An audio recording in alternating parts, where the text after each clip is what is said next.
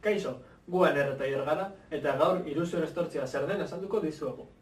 Iruzur estortzia deitzen zaio, norbaitek mezu baten bidez mehatxatzen zaituenean diru kopuru baten truke. Eta badaude gaur egun interneteko kontuetan trebak ez diren pertsonak, batez ere adinekoak izaten direnak, eta hau iruzura egitea eresagoa sortatu egiten da. Beraz, Oitor eta nire bideoaren helburua, zuen arazo eta duda guztiak argitza izango. Iruzur estortzioen gaiak bi dira. Lehenengoa, zure kontua eduki ilegala dituen webgune batean sartuta dagoela, eta bigarrena, zure konputagailuak birus bat duela.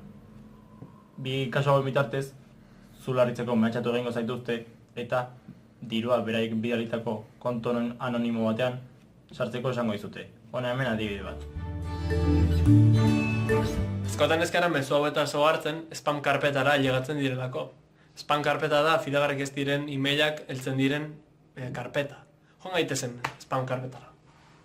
Nire kasuan Gmail kontu bat daukadala egin klik. Amen eta hemen. Hemen dakat adibidez horrelako mezu bat. Mezu honek aurretik esandako ezaugarriak betetzen ditu. Lasai, mezua ingelesez dagoen arren, esaldi esanguratsuenak euskaratuko ditugu. Azteko, nire pasaitza daukala dio. Hori nire betetze data da, ez da nire pasaitza. Baina jente asko jartzen duenez, funtzionatzen die. Beste ezaugarrien artean, bideo pornografikoa, birusa eta azkenik ordaintzeko kontua.